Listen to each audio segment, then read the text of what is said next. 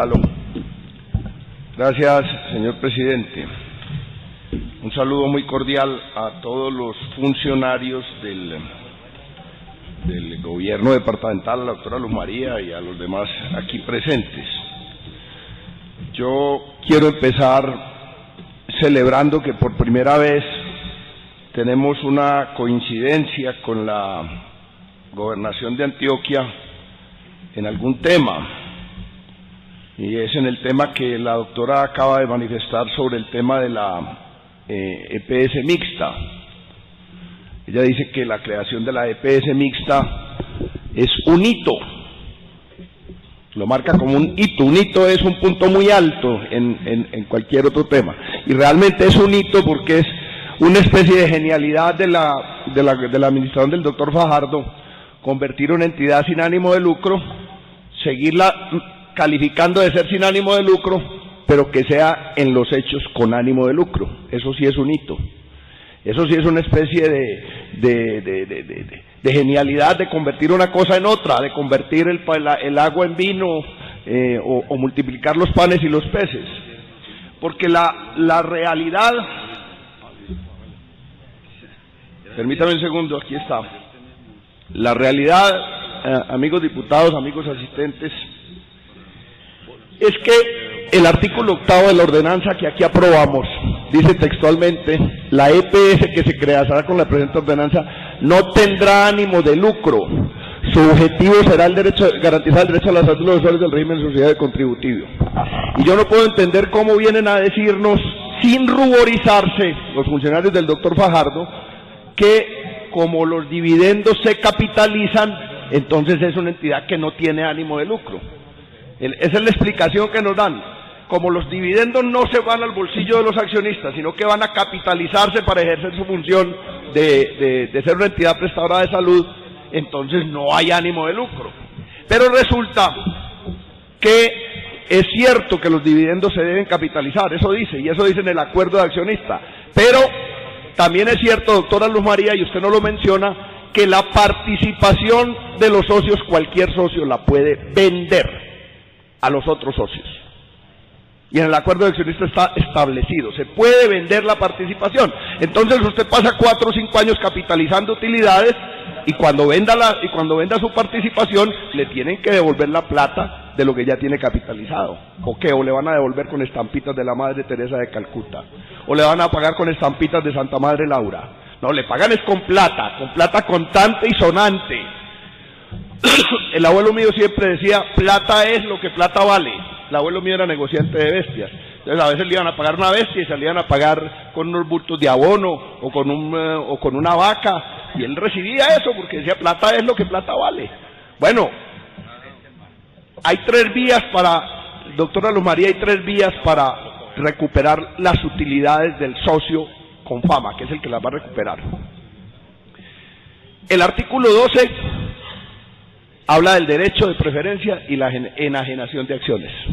El capítulo 12 de los estatutos de la sociedad SAS habla de la disolución y la liquidación, y la forma como cuando se disuelve o se liquida la sociedad se le entregan los activos que quedan en la disolución y liquidación a los socios. Y el artículo 62 dice que todos los socios tienen derecho a retirarse de la sociedad cuando quieran, cuando estimen que hay unas condiciones que no les convienen, que los han puesto a hacer cosas que no les correspondían, y que la definición, ojo, doctora Luz María, lo dice textualmente, de cómo se hace ese retiro y cómo se le entregan los activos al que se retira, lo resuelve un tribunal comercial en el Centro de Conciliación y Arbitraje de la Cámara de Comercio. Entonces no nos vengan con el cuento de que crearon una entidad de verdad sin ánimo de lucro, pero que como tenía que ser empresa y societario y no sé qué, y un poco de leguleyadas, que no es con ánimo de lucro. Es con ánimo de lucro, doctora, y de una vez le anuncio, el equipo de abogados que nos ha asesorado en esto dice que ustedes están violando la ordenanza, violaron la ordenanza cuando crearon la sociedad, y que son susceptibles de una demanda por obligación de hacer, por revisar y volver a hacer esa sociedad, cosa que procederemos a hacer prontamente. Siguiente. Tan es comercial,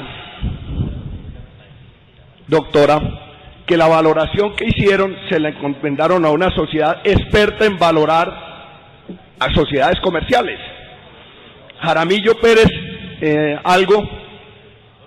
valoró, como usted dijo, por el método del valor presente neto con una tasa del 3% y en 8 años.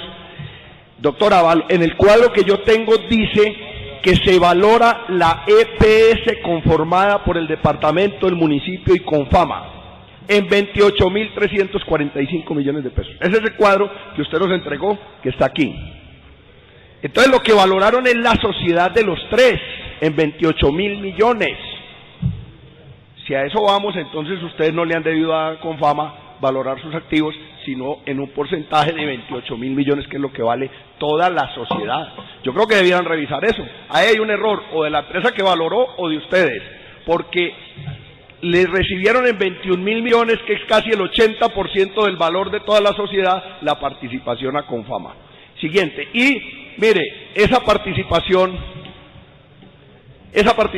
dice que le están valorando su licencia de funcionamiento. Dice aquí, no lo digo yo, la licencia de funcionamiento, dice aquí en este estudio que ustedes contrataron y pagaron. Pero yo quiero, antes de pasar al siguiente punto, resaltar unas perlas que encontramos en este estudio de Jaramillo Pérez y Consultores. Yo no tengo nada contra esa empresa, porque es una empresa comercial que le dicen valore este negocio, ahí hay un negocio, haga el favor de valorar cuánto vale, y ellos hacen el labor profesional de valorarla. Y entonces dicen que en la valoración se tuvieron en cuenta variables endógenas. Ojo a esto, que esto es muy importante, que son el conjunto de políticas que toma la gerencia de la EPS mixta para optimizar el uso de los recursos. Entre ellas, ojo lo que dice Jaramillo Pérez, la selección de la red, la modalidad de contratación, las tarifas y las políticas de autorización de servicios. Yo creo que eso resume todo.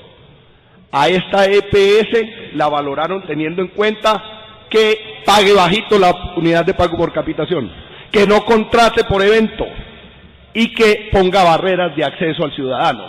Esa es la única manera de entender este párrafo y el que sigue. El costo de los servicios por afiliado, Jaramillo Pérez valora que esta EPS tiene mucho futuro económico, dice Jaramillo Pérez y Asociados, porque su crecimiento va a ser fundamentalmente en las áreas rurales y entre los indígenas, que casi no van donde el médico, que casi no consultan, porque no conocen las rutas de acceso a los servicios, porque conocer las rutas de acceso a los servicios mejora la accesibilidad, y la superación de barreras puede tener un efecto de estímulo a la propensión al consumo. Ir donde el médico es una propensión al consumo. Ir donde el médico es una propensión al consumo. Esto ya es el colmo de los colmos. Siguiente. Pasemos ese, porque yo creo que con eso es suficiente. En la pregunta, doctora, donde ustedes dicen que no han debido someter a la Superintendencia de Sociedades la valoración de los activos de Confama, lamento decirle que sigo sin estar de acuerdo, porque resulta que es una sociedad comercial para decir que la tenían que crear así, porque esa es la ley, que qué más vamos a hacer, y que es una cosa societaria, y es una empresa, y cuando les decimos si es sin ánimo de lucro. Pero cuando les decimos que el artículo 132 del Código de Comercio dice que cuando una entidad requiere licencia de funcionamiento y uno de los socios hace aportes en especie, esos aportes en especie los tiene que valorar la superintendencia, lo tiene que valorar los socios, y esa valoración le tiene que dar el visto bueno la Superintendencia de Sociedades. Eso dice el Código de Comercio, que es ley de la República. Es una ley, y es una ley estatutaria, que dice en su artículo 132, cuando se crea una sociedad que requiere licencia de funcionamiento de cualquier ente, de la de salud, de la financiera, de la de cooperativa, de cualquiera, y a uno de los socios se le reciben aportes en especie, los socios valoran los aportes, pero la Superintendencia de Sociedades tiene que emitir un concepto dando el visto bueno del valor de esos aportes. Y ese paso se lo brincaron olímpicamente en la gobernación de Antioquia. No lo hicieron. Y después se inventaron toda una serie de argumentos diciendo que es que el que vigila a las EPS entidades que manejan planes de beneficios es la Superintendencia de Salud y no la Superintendencia de Sociedades. Es que nadie está diciendo, ni la ley dice que solamente hay que valorar aquellas aportes en especie de las sociedades que son sujeto de la vigilancia de la Superintendencia de Sociedades. No, son todas las sociedades que se creen que requieran licencia de funcionamiento las que necesitan valoración cuando uno de los socios hace aportes en especie. Y también necesitaba licencia de funcionamiento que, mire usted, Jaramillo Pérez nos da la razón. Dice, se vino a conformar una sociedad por acciones con la EPS Confama y para tal efecto se acordó también reconocer 21.852 millones de pesos al aporte de la EPS Confama como empresa en marcha por el derecho al uso de su licencia de funcionamiento. Eso es lo que dice Jaramillo Pérez cuando hace el estudio. Siguiente. Pero una curiosidad, doctora, yo quisiera que usted viera ese cuadro. Este cuadro lo bajé yo de la página de la Superintendencia de Salud. Ahí nos dicen cuáles son las EPS del régimen subsidiado que estaban vivas en Colombia a 30 de junio de 2013. Y qué curiosidad, en todo el mundo nos enteramos que a partir del 1 de mayo empezaba a funcionar la EPS Sabia Salud, EPS mixta. 1 de mayo de 2013. Pero 30 de junio de 2013, 2 meses después, esa empresa Sabia Salud no aparece en la Supersalud registrada con ningún indicador. Aparece, eso sí, Confama, como la peor de todas en los indicadores de margen de solvencia y de patrimonio mínimo. Confama aparece en rojo, es la única que aparece en rojo. Miren ustedes, las que están en verde cumplen los dos indicadores, el margen de solvencia y el patrimonio mínimo. Las que están en amarillo cumplen uno de los dos, o el margen de solvencia o el patrimonio mínimo. Pero Confama, que supongo que es Sabia Salud y no le cambiaron el nombre, o todavía no estaba Sabia Salud y ustedes están operando con la cédula de Confama, no sé, alguna explicación nos tendrán que dar. Confama no cubre ninguno de los dos. Sí contrasta, doctora Luz María, la rigurosidad con que tratan ustedes a las empresas sociales del Estado cuando no cumplen indicadores, pero la laxitud con que tratan a Confama, que no cumple, por lo menos a 30 de junio de 2013, hace muy pocos meses, no cumplía ninguno de los dos indicadores con que la Superintendencia de Salud califica las EPS del régimen subsidiado. Ninguno de los dos. Es, en esa calificación, la peor EPS de Colombia, la que menos cumple. Yo sí quisiera una explicación, y no una explicación liviana del tema, doctora, que creo que amerita, porque esto no me lo inventé yo, esto es de la página de la Superintendencia de Salud. Siguiente.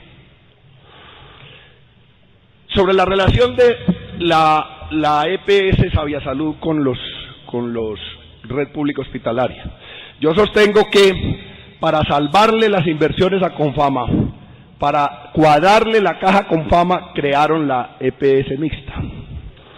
Y los primeros que pagan los platos rotos de la cuadrada de caja de Confama son los de la Red Pública Hospitalaria, los hospitales, a los que a todos se les pretende contratar por capitación, y por una capitación muy inferior a la que ofrecen EPS de un descrédito enorme como Caprecon, por ejemplo. Caprecon hoy paga un per cápita muy superior al que está ofreciendo Sabia Salud a la Red Pública Hospitalaria.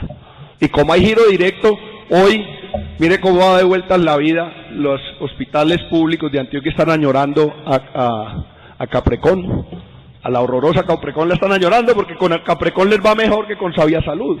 Les paga por cápita mucho más, 16.000, más plata que lo que está pagando o está ofreciendo Confama o Sabia Salud. Ya no sabemos si es Confama o Sabia Salud, porque por lo menos hasta el 30 de junio de 2013 en la Supersalud apareciera Confama, no aparecía todavía Sabia Salud. Y esto sí bien vale la pena que lo reflexionen, porque si todos los servicios de primer nivel los quieren contratar, devolverlo por favor, es que te adelantaste mucho, eso. Si todo lo quieren pagar por capitación, hay ejemplos recientes de hospitales que no han podido llegar a acuerdos con Sabia Salud y entonces han facturado por evento, o sea, han facturado lo que efectivamente han hecho, le han cobrado a Sabia Salud los servicios que le han prestado por evento, y resulta que una factura por evento en un mes les da el doble de lo que les daría por capitación. Es decir, y esto yo creo que esta es una cosa contundente, doctora Luz María, el que está asumiendo la responsabilidad del aseguramiento no es Aviasalud, es el prestador, es la ESE, la empresa social del Estado. Esa es la que está asumiendo el riesgo cuando le pagan todo por capitación. Yo creo que aquí, si quieren realmente salvar la red pública hospitalaria, les toca obligatoriamente hacer un contrato combinado, parte por capitación y parte por evento, que es la única manera de salvar la red pública hospitalaria. Si no, la van a seguir condenando a la quiebra y las liquidan y vuelven y crean otra y vuelven y se liquida y vuelven, y esto va a ser una historia de nunca acabar. Siguiente. Ahora, usted nos dice que hay 3 S a las que no se alcanzó a tramitar el pago de la concurrencia por la ley de garantías. Yo me metí a la página del ministerio y encontré entre las resoluciones, la resolución 2004 de junio 21 de 2013, el que le asignó al departamento de Antioquia la obligación de aportar 158 millones para el hospital de Bagre, por estos conceptos. El junio 21 de 2013, doctora. ¿No fue el 9 de noviembre la fecha en que empezó la ley de garantías?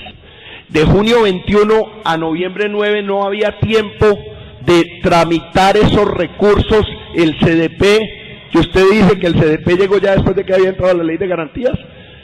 A mí me da la cuenta que de junio 21 a noviembre 9 hay julio entero, agosto entero, septiembre entero, octubre entero, 4 meses largos para hacer un CDP, 4 meses largos. Ahora me dirán, no, pero es que eso es plata para cesantías, que también le sirve en el año entrante. Sí, claro, le sirve en el año entrante, pero un hospital que está calificado como de riesgo, yo no sé el Bagre en qué riesgo está, medio o alto, pero no está en todo caso en los de riesgo bajo, teniendo esa platica en caja, sale del riesgo medio o del riesgo alto, estoy seguro. Quedaría mucho mejor calificado. Y aquí, o hay negligencia de alguien, yo no sé de quién hay negligencia, pero si la resolución fue emitida por el ministerio el 21 de junio, no admito que me digan que porque la ley de garantías entró en vigencia, no se tramitaron los recursos para este hospital. Y como no tuve tiempo, seguramente para los otros es lo mismo. Siguiente. Le preguntamos también, doctora, en qué ayudaba el departamento y la secretaría en el tema de infraestructura y actualización tecnológica.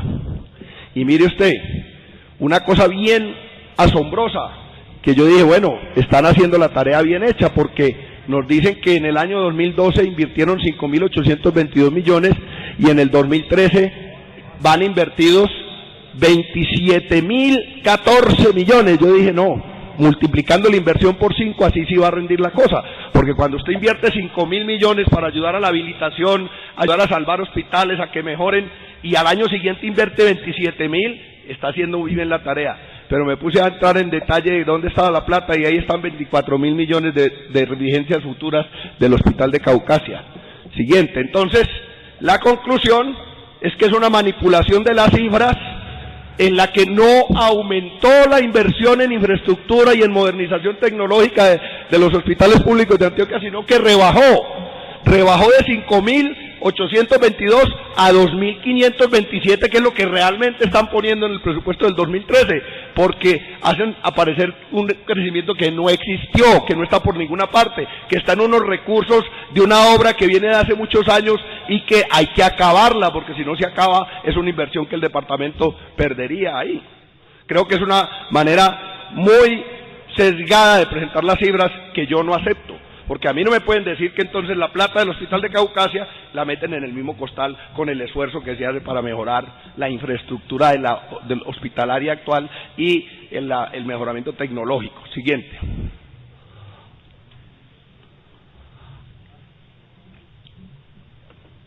Yo creo que además la consigna del departamento, doctora, es liquidar y transformar lo público en privado. Esas son las consignas. Aquí ha habido una queja del doctor Héctor Mario Restrepo porque alguno dijo por ahí que le decían liquidéctor en los pasillos, le decían el doctor liquidéctor. Y entiendo que algún día se quejó de que a él le debían decir era transforméctor, porque él está transformando la red pública hospitalaria. Yo creo que le caben los dos, liquidéctor y transforméctor, porque le están transformando lo público en privado. Eso también es una transformación, regresiva, pero es una transformación. Yo me puse a comparar lo que el departamento, el FONSAED y los municipios colocan para liquidar los hospitales que ustedes ponen en la lista de los liquidados, y son recursos infinitamente superiores a los de las pérdidas acumuladas o a los de los pasivos. Esto sí es bien curioso. Hay plata para liquidar. Hay plata para liquidar en Abriaquí. Las pérdidas acumuladas que usted nos reportó eran 544 millones. Las pérdidas acumuladas en el cuadrito que usted nos presentó, y el aporte para liquidar Abriaquí es 841 millones. Sobra plata. Debiera sobrar para salvar el hospital. Sigamos. Puerto Triunfo. Pérdidas acumuladas por 1.950 millones. Aportes para liquidar 3.453 millones. Ojo. Y aquí yo quiero hacer una denuncia muy grave. ¿Por qué le tienen retenida la plata de la estampilla a Abriaquí, a Puerto Triunfo? Si Puerto Triunfo, la administración declaró la liquidación del hospital, pero ellos ganaron una tutela que deja, que tumba el acto administrativo que decreta la liquidación. Y le tienen retenidos los recursos de la estampilla, doctora. Si no sabía, le informo. No le han pagado al hospital de Puerto Triunfo. O sea, asfixiado, y lo quieren asfixiar más. Yo no sé si es una venganza porque ganó una tutela. Yo no me explico por qué se van a vengar de un gerente o de un jurídico de un hospital porque acude a la ley, a lo que dice la Constitución, y gana una tutela. Siguiente. Puerto Berrío.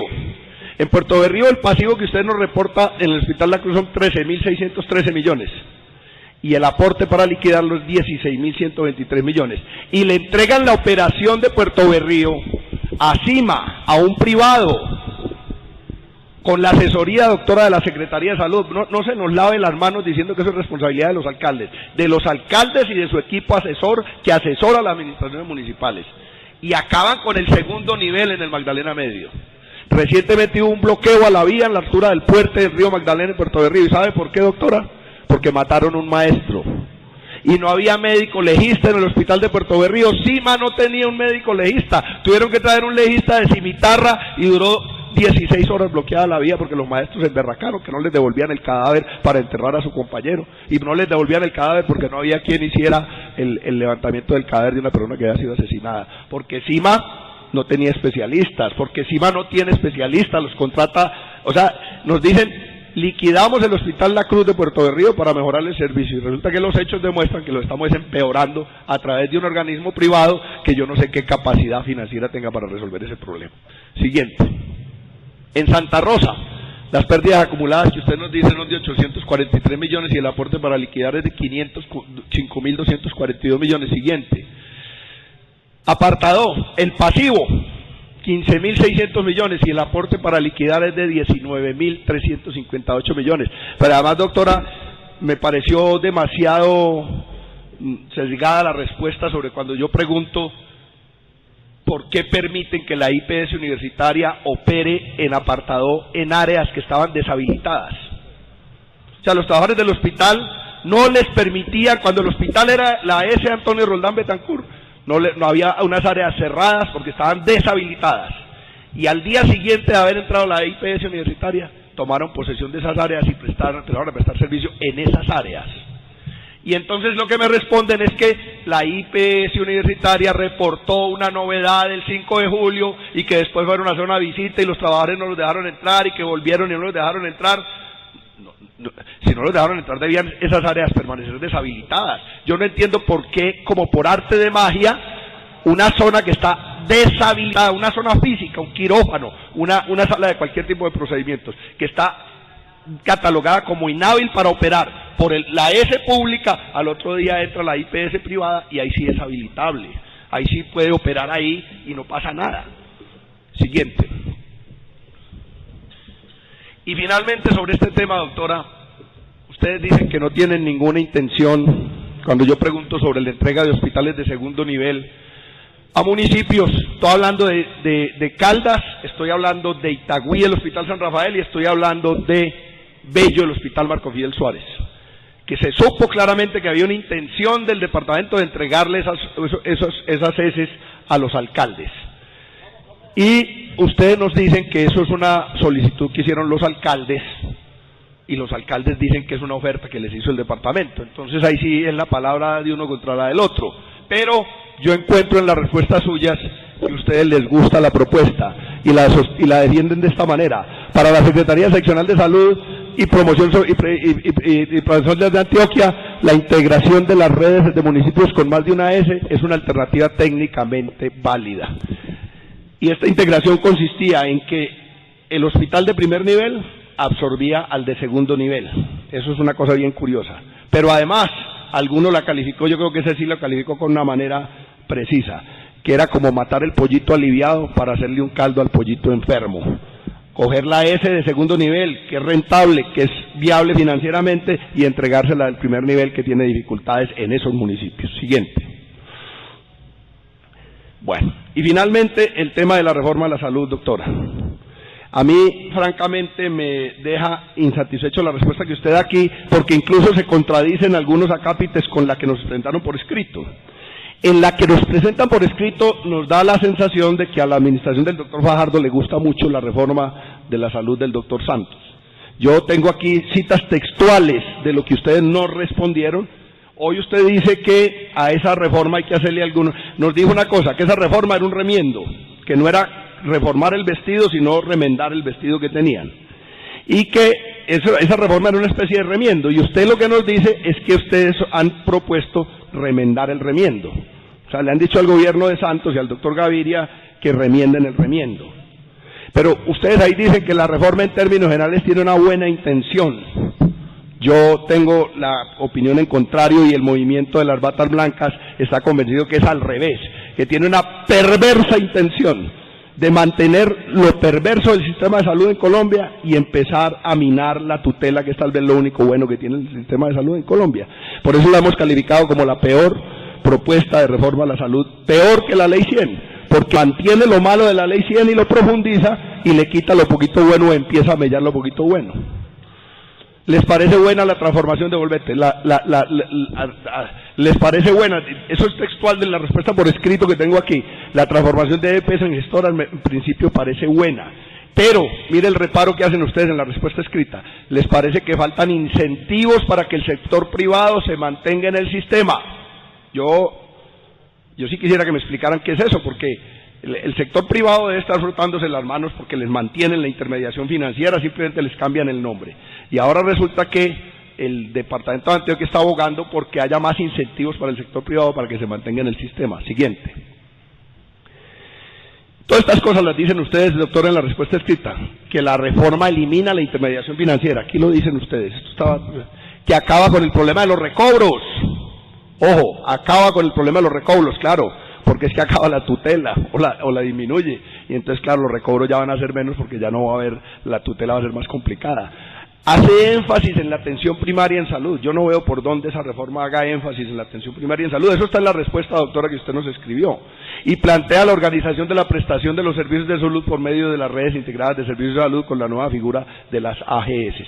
Yo creo que ninguna de esas cosas es cierta, doctora, y no entiendo por qué, o puedo entender por qué, pues la amistad del doctor Fajardo y su combo de gobierno con el grupo empresarial antioqueño, que es socia mayoritaria de Su Salud EPS, que a su vez es socia de Confama, la socia de ustedes en Sabia Salud. Pero yo no veo argumentos realmente para defender esta reforma a la salud que ha logrado unificar al movimiento médico colombiano en su contra. Mire, además ustedes, doctora, dicen que ven adecuado que los gerentes de las ESES sean de libre nombramiento y remoción. Yo he calificado esa cosa de decir que hay que acabar con los concursos y con la meritocracia en las ESES, que porque hay universidades que se prestan a fraude en los concursos equivale a vender el sofá, al cuento viejo ese del tipo que encuentra a la mujer jugándosela con otro y en vez de separarse de la mujer vende el sofá. Entonces aquí resulta que los concursos de méritos de algunos gerentes están viciados y en vez de mejorar los concursos de méritos los van a nombrar a dedo de manera politiquera. Creo que ese no es pues la manera de resolver el problema, que realmente es grave que algunos gerentes sean nombrados de manera fraudulenta en concursos. Siguiente. Ya para terminar, quiero... ¿Sí está ahí? ¿No quedó? Bueno, entonces no quedó una encimita que queríamos hacer de la parodia que hicieron de la camisa negra los muchachos del Movimiento por la Salud de la ANIR. Y por último, entonces, invitarlos a todos. Creo que nos va a alcanzar el tiempo para asistir a la marcha en la que vamos a hacer lo que hay que hacer. Aquí no se trata de recomendarle al gobierno que remiende el remiendo. Aquí a los que gobiernan no hay manera de convencerlos ni de persuadirlos. La única manera de cambiar este sistema de salud es derrotando a quienes manejan la política del país, y esa derrota tiene que ser con la movilización social y ciudadana. Muchas gracias, señor presidente.